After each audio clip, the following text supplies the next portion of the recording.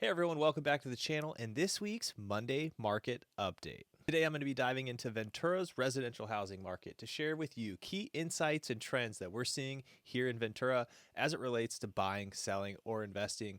We're also going to talk about some of the key headlines, plus we'll be covering some local headlines and some local events that are happening this week. Whether you're currently living in Ventura or thinking about relocating to our beautiful city, this is one video you won't want to miss.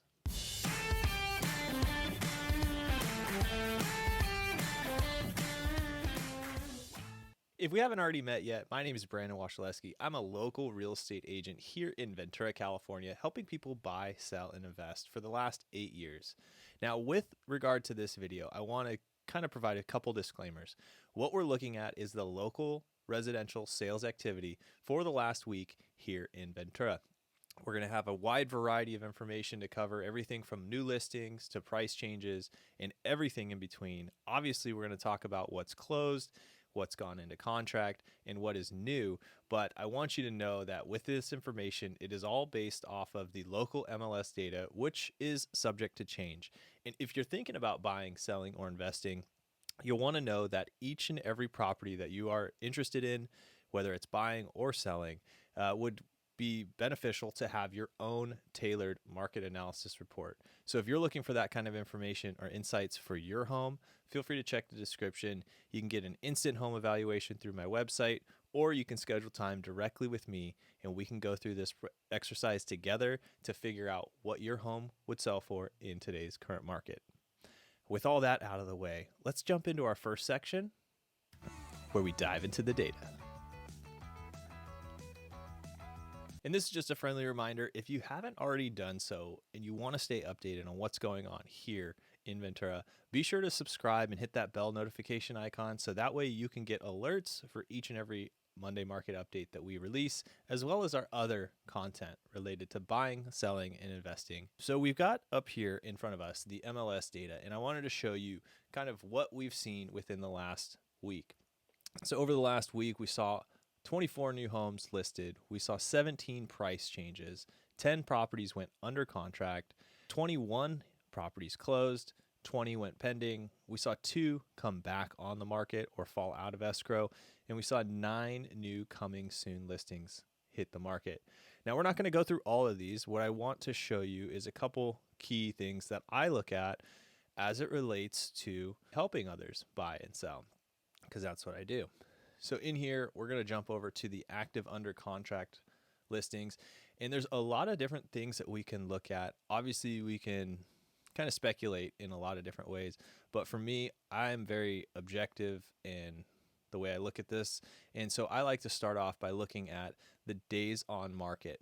How long did it take for these properties to move into escrow or get an offer that they accepted? But we can see for the most part, things are happening within the first 30 days.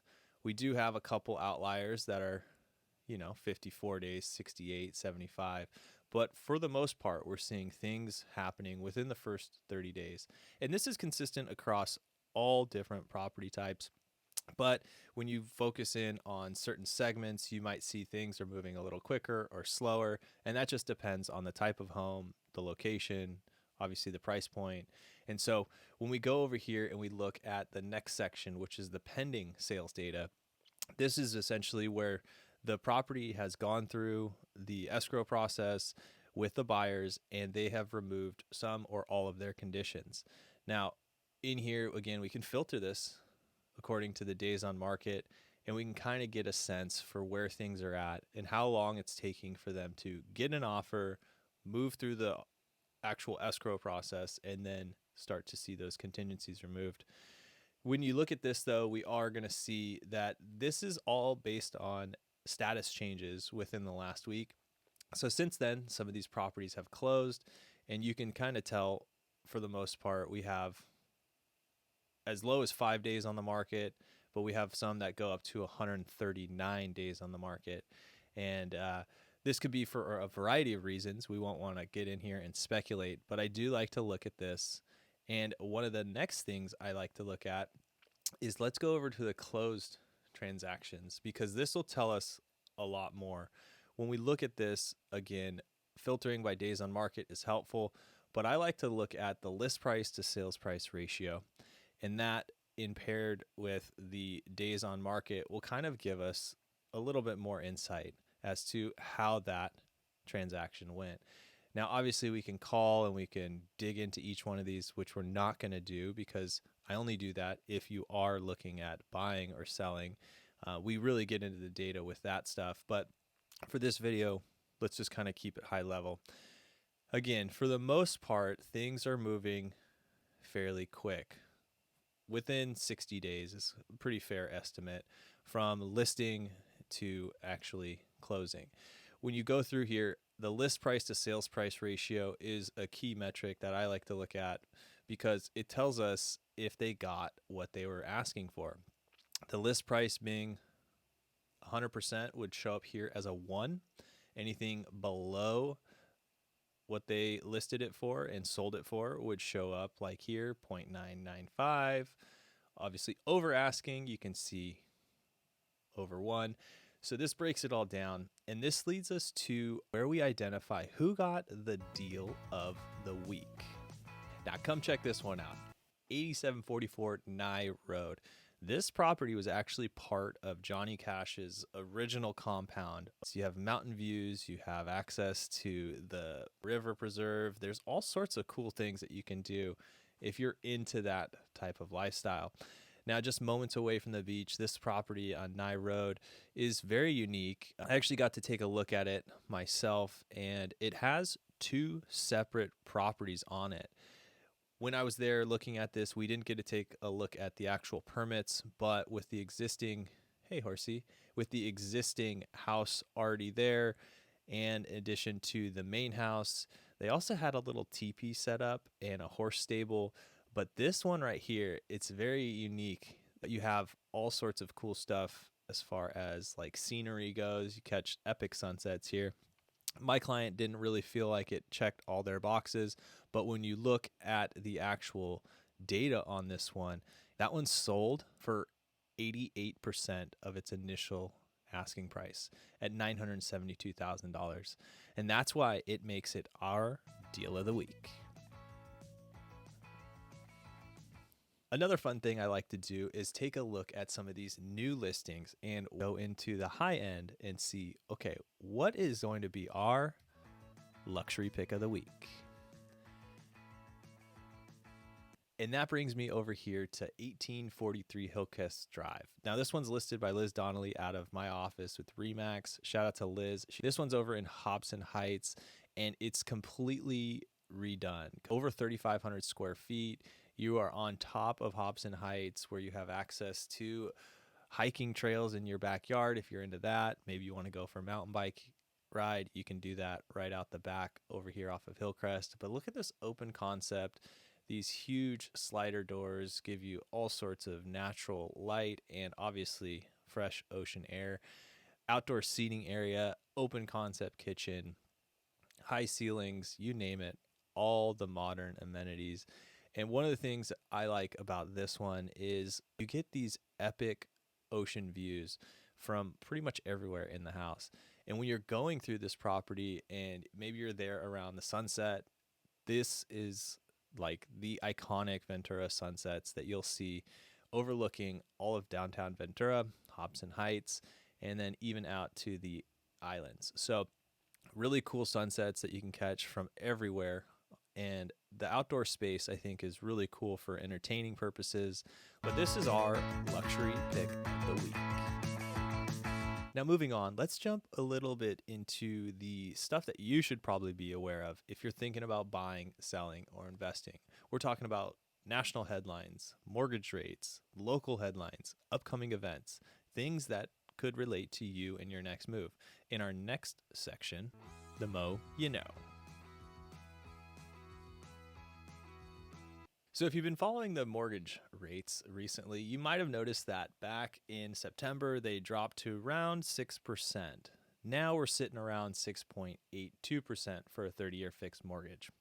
Now there's a lot of moving parts, and there's a couple things that I want you to be aware of that are coming up that relate to mortgage rates and could impact them for better or for worse.